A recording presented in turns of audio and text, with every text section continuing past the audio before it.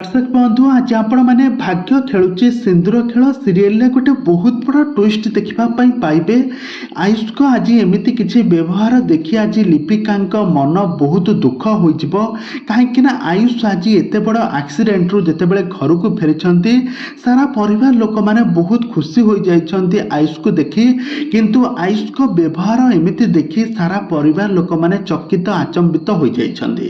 तेबे दर्शक बंधु एवं भाग्य खेलुचे सिंदूर खेल कहानी रे एबे कौन आसब नुआ ट्विस्ट कौन आसब नुआ परिवर्तन ए संपर्क में संपूर्ण विवरण जानापी हेले आपण मैंने आखिर भिडियोटी को पूरा संपूर्ण भाव में शेष पर्यंत देखंतु।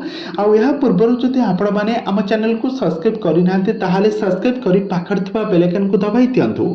आज जितेबाला आयुष जितेबाला घर को फेर आज समस्ते खुशी हो जाइए। आयुष को पाई गोटे बहुत बड़ा सरप्राइज थी आयुष केक कटिंग प्रोग्राम थी। आज लिपिका सासू जितेबाला लिपिका को पचारे लिपिका माँ तू ए केक टी क्यों आणिलु, तापर लिपिका कहे आयुष को फेवरेट केक शॉप से मुझे ब्लैक कलर केक मुझे यापर जितेबाला आयुष को कह केक काटापी आयुष चिड़ीमिड़ी हो से केक को छुरी रे घांटी दे सेठार चलीजे। तापर समस्त आश्चर्य होइजिबे आयुषर हठात एमिति कौन है। आयुष तो यही जन्मदिन को खूब धूमधाम रे पालन करिबो बोली आगुरु मध्य कहिथिला। एबे आयुषकर एमिति कौन है, कहीं एमिति समस्तक सहित एमिति व्यवहार कले आगको एबे कौन परिवर्तन आसबो आपण माने भिडियो को पूरा शेष पर्यंत देखिले जानि परिबे।